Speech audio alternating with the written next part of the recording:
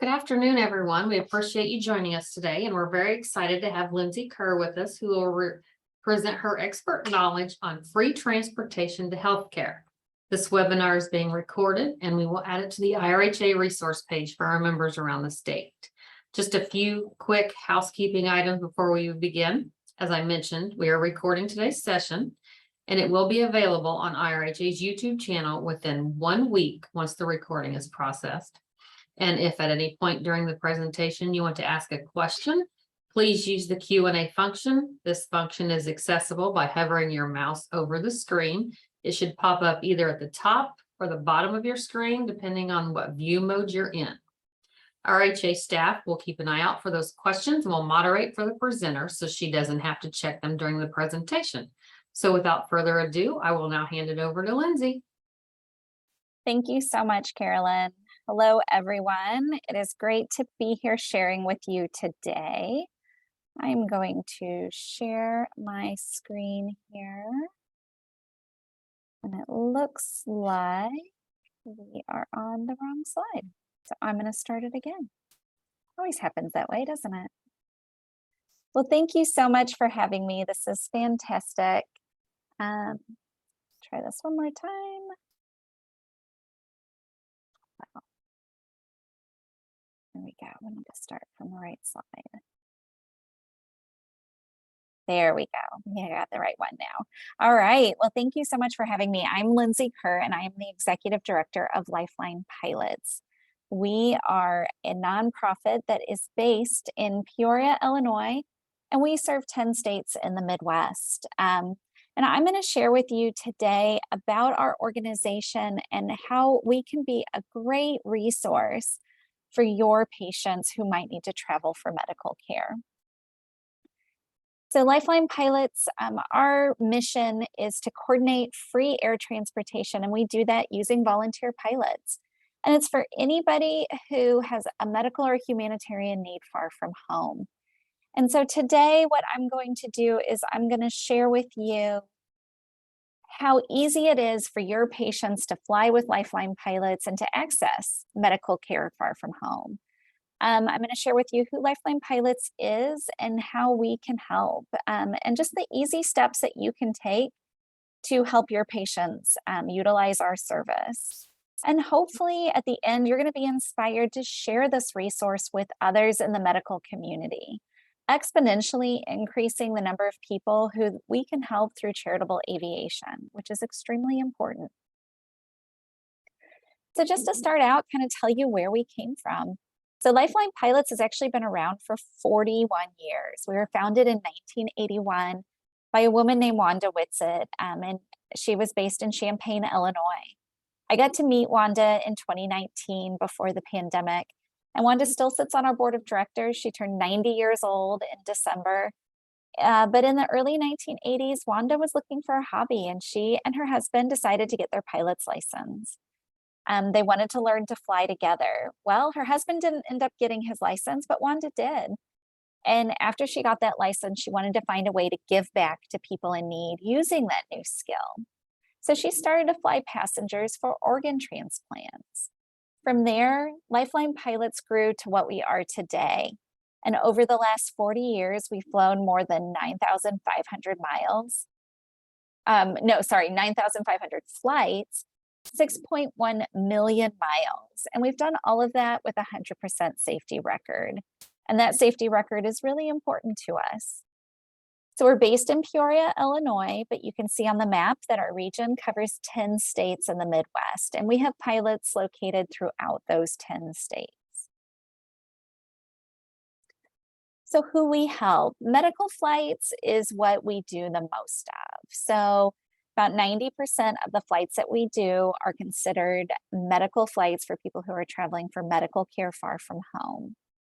So we're helping a lot of times people who live in rural communities, people who maybe don't have access to specialists, to the treatments that they need locally, so we can fly them to their care. What we do is non-emergency medical care flights. So people who need to travel for an appointment that they can schedule, because we are working with volunteer pilots. So people who live in those rural communities, they can travel from the airport that's closest to their home to the airport that's closest to treatment. And that is really helpful for them. We can fly people anywhere from 100 miles to 1,000 miles. So we help people who have a transportation barrier to receiving that non-emergency health care. So a transportation barrier might be that they are immunocompromised and they can't travel on a large commercial airplane. It might be that they can't sit in a car for 8 or 10 hours, and a 1 or 2 hour flight they could handle, but that 8 or 10 hour drive they can't. We help people whose health restricts their ability to drive themselves. Maybe they can't drive themselves and they don't have somebody else who could drive them instead. So our pilots can help. We especially help people who are on a limited or fixed income. So people who maybe have ongoing medical issues and their income has been either, they've gone down to one income because they have one person, it has an ongoing medical concern and they have lots of medical bills coming in. So we can help all of these different people. We don't require that people submit their tax returns to us. We just ask that they confirm what their need is. About 50% of the people we fly are for cancer treatment, and many of them are traveling for clinical trials or treatment that has to be done at a specific hospital on an ongoing basis. We fly passengers for cancer treatment all over the country. Like I said, we serve 10 states in the Midwest, but we're not limited to just those 10 states. We work with other volunteer pilot organizations so that we can help people outside of them.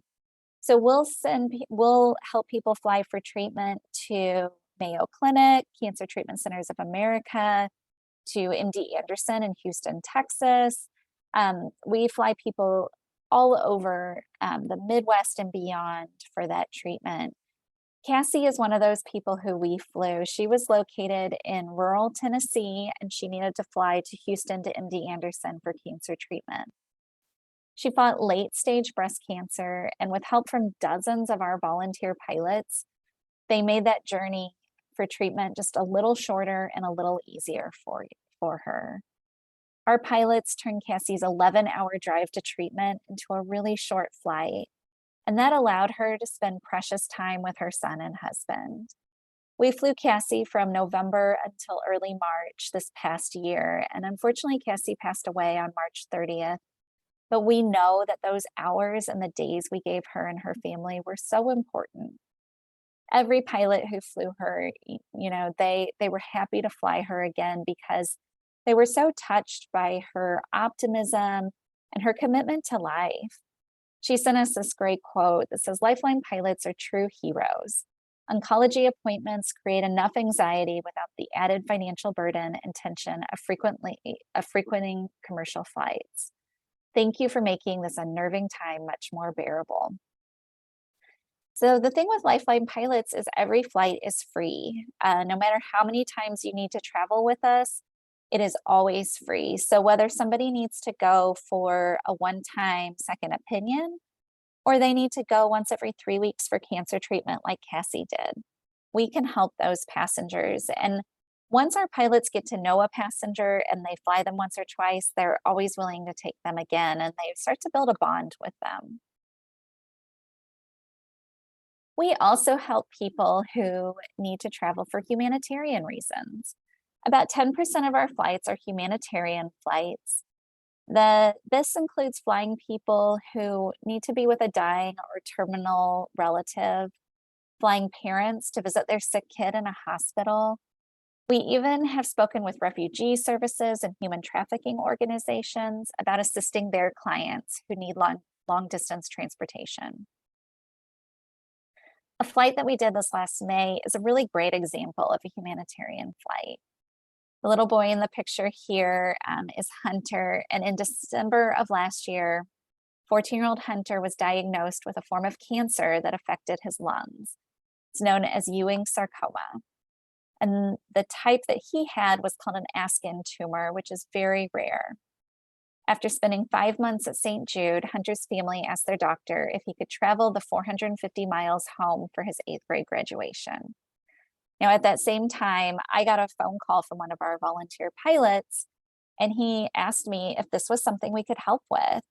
100% of the time, we would say yes to this flight, but at this point in time, it really spoke to me because I also had an 8th grader graduating from grade school. And to know that we could help another kiddo achieve that milestone was just so important to us. Hunter's doctors would only release him for a couple of days, and they knew that that car ride would be a huge strain for him. And that's when a friend of one of our volunteer pilots told them about LifeLine Pilots. And that's often how people hear about us. They hear about us through a grapevine of people who know that volunteer pilot organizations exist and that we're here to help. So Hunter's mom reached out, and within a few days, we had the flights arranged. We had backup pilots for this flight because everyone saw it as just an amazing opportunity to help a family. Hunter made it home for his graduation. He got to stay an extra day because his health was doing really well at that time. And so he was able to graduate with all of his friends. He even was able to go up on the stage and just say thank you to everybody who has supported him through this journey. Hunter started high school this last week, and it was a lot different than most other kids. He's still at St. Jude, and he just finished a 6-day inpatient chemo protocol. And his mom posted on their Caring Bridge page that it's been 10 long months since he was last able to attend school in person and experience a normal life with his friends. But he's come so far, and they're really optimistic for his outcome. And he's in the place he needs to be, and LifeLine Pilots is here if he needs to be able to travel back to be with his family, which we hope he will soon. We also help with disaster relief and support. Over the years, LifeLine Pilots has answered the call to help following many disasters. A few examples are that we took supplies following the Hurricane Katrina in 2004. Our pilots flew dozens of flights from Peoria to Joplin, Missouri after a devastating tornado in 2011. And during the start of the pandemic, our pilots helped to fly thousands of face shields and masks to rural communities. Our pilots are flying small aircraft so they can fly into those small airports, which helps greatly during a time when large airports might not be accessible. So it's easy for passengers to fly with us. We have an easy to complete online application, and we also have experienced mission coordinators who make the journey as easy as possible for people. When a passenger completes the online form, we then get a medical release from their doctor allowing them to fly. So this medical release serves multiple purposes. The first one is that it certifies the need for us. Our pilots are volunteering their time and their money to fly people. So it is our duty to make sure that every person who flies with us is for a legitimate medical reason or humanitarian reason. So getting that physician's release helps us to certify from the physician that yes, the person is traveling for that medical treatment on that date. It also allows us to know that it is safe for the person to fly in a small, unpressurized aircraft. Most of our pilots are flying small 4 to 6 seater airplanes that are not pressurized. And so we need to know that that person will be able to get in and out of the aircraft and also be safe for the duration of the flight.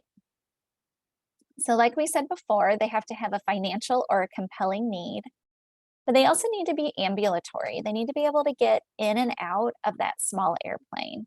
So that's stepping up 1 or 2 small steps into the aircraft. They have to be able to sit upright for the duration of the flight. We're not able to have room in the planes for a stretcher or any sort of medical bed. They need to be able to sit upright and buckle a normal seatbelt in the airplane. The great thing is they can travel from the airport that's closest to their home and fly to the airport that's closest to where their treatment is. We're not making our passengers go to those major hubs. They're not having to travel to Chicago or Indianapolis or St. Louis or Cleveland. Instead, they're able to fly out of those small regional airports that are close to their house, where usually there's free parking and it's easy to access. Everyone who comes with us can bring a caregiver or a companion. We don't have trained medical professionals on the flight, but if a passenger needs to travel with someone, they could bring them as their companion. Adults can bring one support person and children can bring two.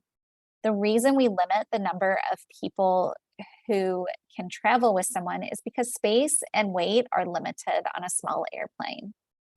Like I said, our pilots are flying small airplanes that are 4 to 6 seats. So we're limited to who can fit in the airplane. And then weight is a concern because the more weight that is in the airplane, the less fuel the pilot can carry, which means a shorter distance that they can go. So we limit the total weight of people traveling with us to about 450 pounds total. This sometimes can cause problems if two parents want to go with a child, and if people are over 200 pounds each, then that can cause an issue. And so instead they would need to just take one caregiver. Some airplanes can accommodate higher weights, but if we're flying someone to care and back, then we try to limit it to that 450 pounds. Sometimes a passenger contacts us directly, and other times they're referred by people like you, by medical professionals, social workers. And like I said, there is no limit to the number of times someone can fly with us. Our volunteer pilots are the amazing people who are carrying out our mission every day. They donate their time, their aircraft, any fuel costs associated with it, and then the talent that they have to fly an airplane. Like I said before, we can fly passengers anywhere from 100 to 1,000 miles, depending on what their need is. My staff are the facilitators between that passenger in need and the pilots who want to fly them. This past year, over the last 12 months, our volunteer pilots have donated $1.6 million in free flights.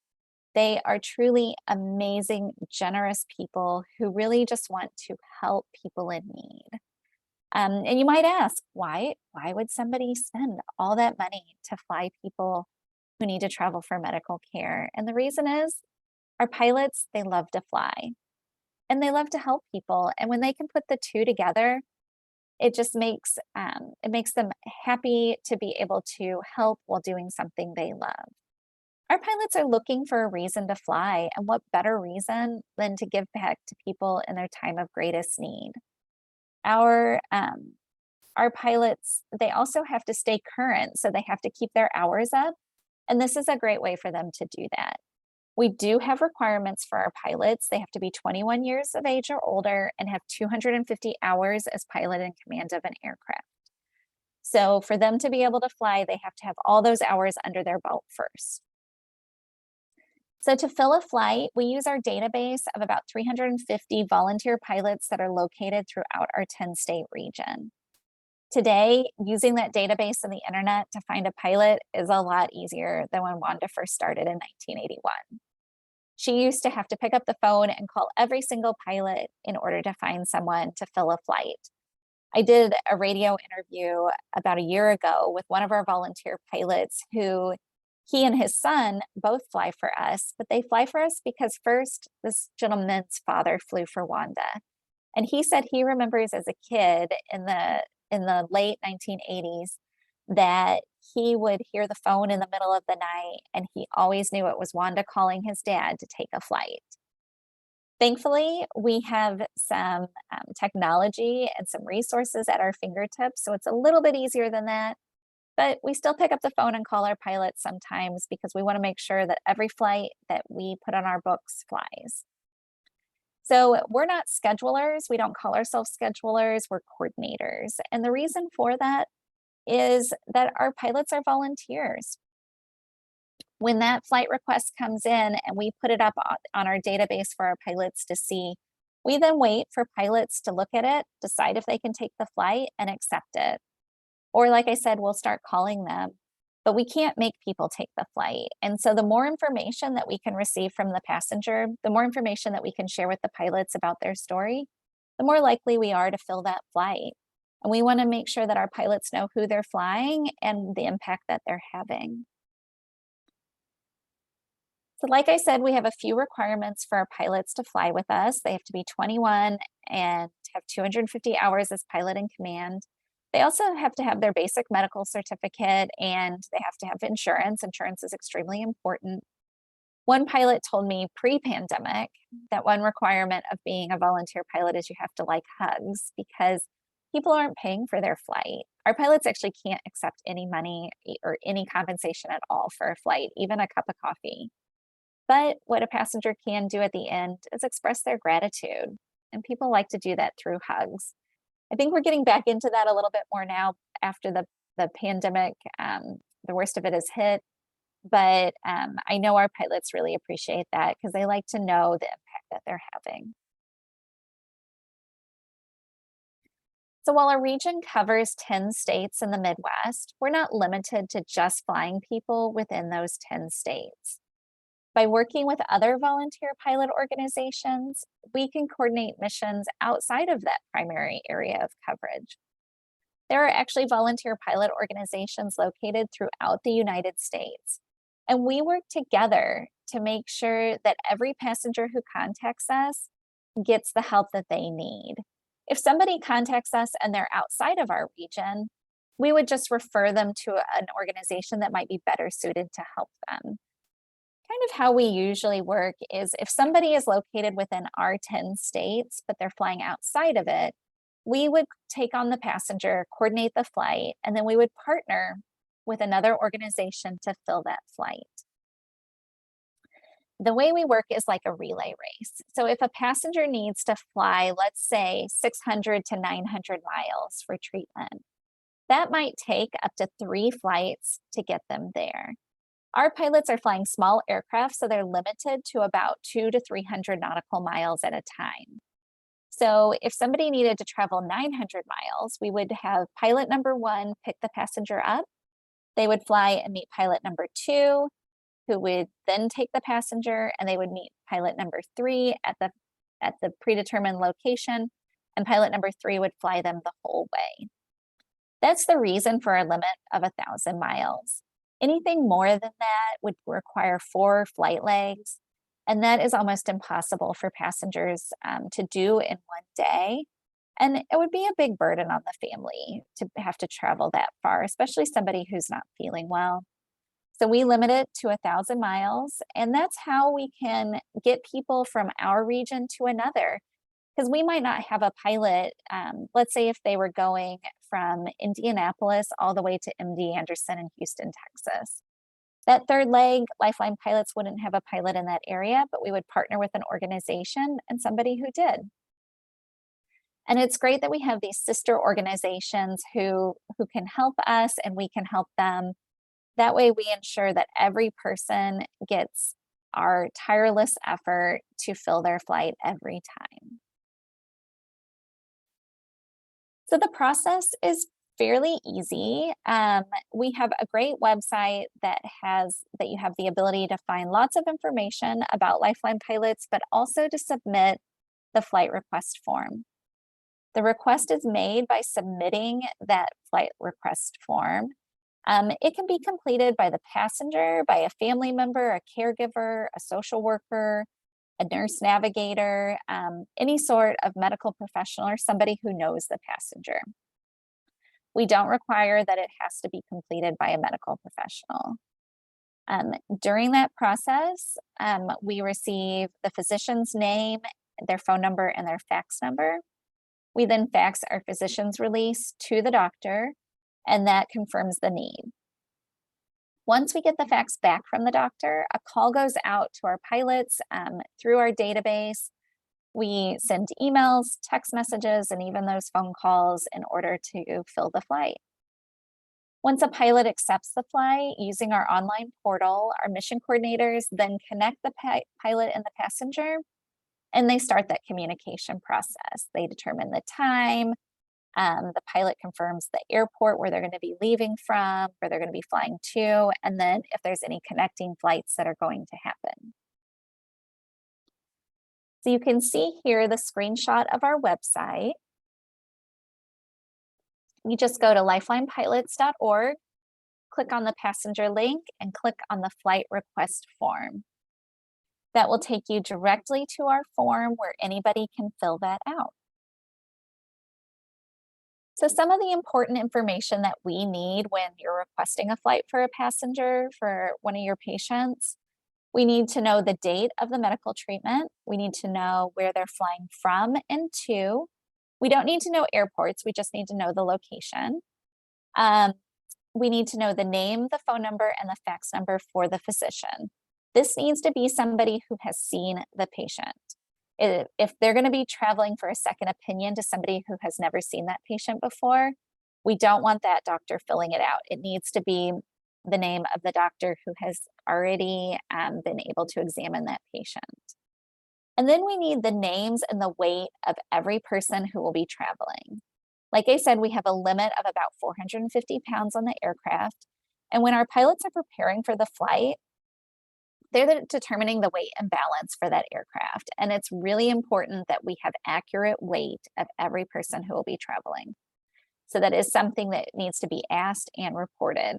And we cannot post a flight until we have that information for everybody who's traveling, both the patient and the caregiver. So you can see here, it's a lot of yes, no questions, and you go through several pages of this in order for us to get the full information from the patient. There are times where we will fill this out over the phone with someone if the patient for some reason can't do it themselves. Not everybody has good access to the internet or have the ability to do that. So we do have the capacity to do that occasionally. We also have a page on our website that's dedicated to medical professionals. Here you're going to find things like frequently asked questions, a link to the flight request form, and also we have some videos that further explain our services. So if you just go to lifelinepilots.org, you click on the medical professionals link, and you can find all of that information there. And I highly encourage you to go and check that out and watch our videos. It'll help explain some of our services. So behind every flight we do, of course, there are stories that we can tell. We like to say that our service is from home to hope because oftentimes people are traveling as a last resort for their medical care. And to be able to provide them with the hope for that treatment is extremely important. So just to give you an idea of a few different people that we have flown and their reasons why. This picture on the left, Maria, she flew with us in October of 2021 for cancer treatment for a rare form of breast cancer. And she went from Indiana to Boston. She was part of a clinical trial there. And we only flew her once or twice. And sometimes that's all patients need. Then we have other patients who we've been flying like Jeff since 2016. He flies from Bloomington, Indiana to Omaha, Nebraska. And over the years we have done, I think we actually are up to 30 flights that we have done for him now. And that's why it's so important that there's no limit to the number of times someone can travel with us. And then the story of Norma on the right. She wasn't able to drive herself and she lived on a fixed income, and she needed to get to Cleveland Clinic once a month for a clinical trial. And those commercial flights were just not an option for her. Our volunteer pilots fly her from Fort Wayne, Indiana to Cleveland Clinic. There's been once or twice where she couldn't actually, the weather was bad and she couldn't fly. So one of our pilots actually drove her to treatment. That's how kind and generous these people are, because weather does impact our flights. And that's an important note to make. Everybody who flies with us, we ask that they have a backup plan. That backup plan might be that the best backup plan might be that they change their appointment day and time, because then we can reschedule the flights for a later date. Our pilots, like I said, are flying those small aircraft, and airplanes and bad weather just don't mix. Safety is our number one priority, and we have a 100% safety rating and record because we focus so much on the safety aspect. Our pilots are the pilot in command of that flight, and it is entirely up to them whether they feel safe to fly in the conditions, and our pilots make that call. They're all very safety conscious because they're in that airplane too, and we don't ever want them to take a chance. So we ask that people have a backup plan. If they're unable to change the day and time of their appointment, then they need to be able to purchase a commercial ticket themselves at the last minute or have somebody who can drive them. My goal talking to you today is that you're going to help spread the word about this free service to the patients that you serve and the people that you work with and those in your network. The little guy pictured here lives in Indiana with his family, and Aiden continues to fight against childhood cancer. When he was 2, his parents contacted LifeLine Pilots, and they desperately needed to get to a clinical trial to fight his relapsed neuroblastoma cancer. With the help of generous pilots, we were able to get him to Memorial Sloan Kettering in New York City.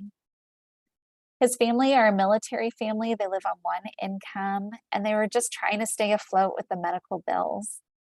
Families like Aiden's hear about LifeLine Pilots through medical referrals, through online parenting blogs, and from family and friends sharing our information. Most people, when we say, "How did you hear about us?" they tell us that they heard about us through an acquaintance, through a family member. Unfortunately, we don't have a lot of extra money to spend on marketing and outreach, so we rely a lot on word of mouth marketing. We're a very small team. We have 4 full-time staff, but we cover 500,000 square miles with 70 million people living within our 10-state region. And that's the big reason that I'm here talking to you. Each of you has the power to help so many people by sharing our message with your patients and with medical and hospital networks. A study was done by another volunteer pilot organization that found only 5% of those with a need for our service are utilizing us because they just don't know that we exist. So the more people who are aware of our service, the more people we can help. As a network of hospitals and medical providers, you have a unique ability to share the mission of LifeLine Pilots. Your networks of social workers, hospitals, case managers, doctors, nurses, all have the ability to share about LifeLine Pilots and increase the awareness of this free service to your patients. Any promotion that you can extend through your social media channels or through your networks would be really advantageous for your patients, because we truly believe to help more people, we just have to tell more people. We have 350 volunteer pilots who are ready and waiting to be able to fly people like Aiden to medical care.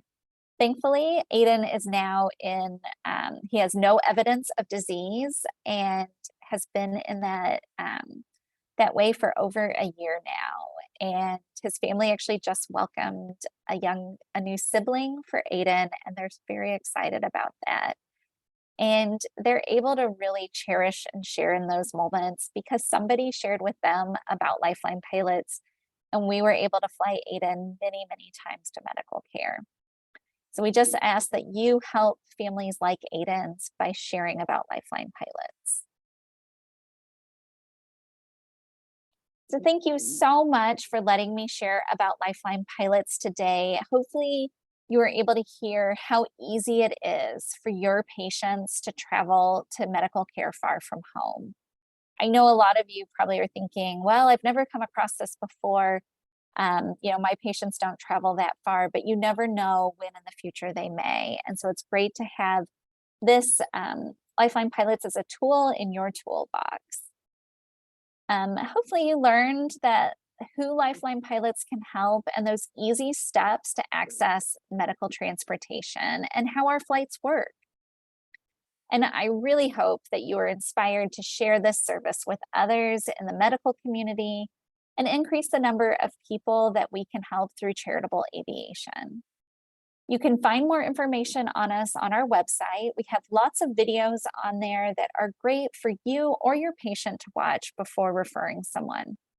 That way you can have a great idea of how our service works and be able to explain it to people before they embark on this endeavor. You can also find us on social media. We're on Facebook, LinkedIn, and Instagram. Please like our pages, follow, and share. You never know who in your network might need our help outside of your medical profession. You can share our posts and just help us increase the awareness of this service. So I will now open it up for any questions that people might have.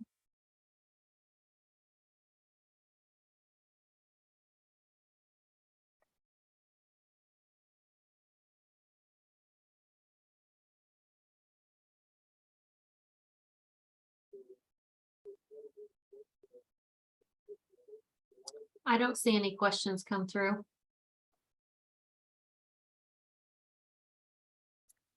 All right. Well, if nobody has any questions, I just want to say thank you so much for joining me today. If you do have questions in the future, please feel free to reach out to us.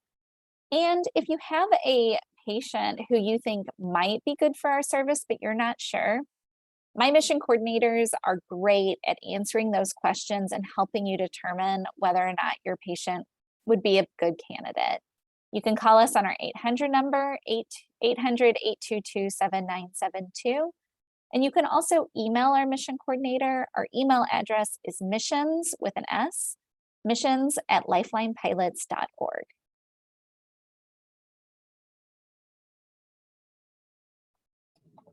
Okay, Lindsey, we appreciate your presentation today. And again, I see no questions in the Q&A function, so I believe that means you covered your topic and objective perfectly. Thank you and have a great day. Thank you, everyone. Goodbye.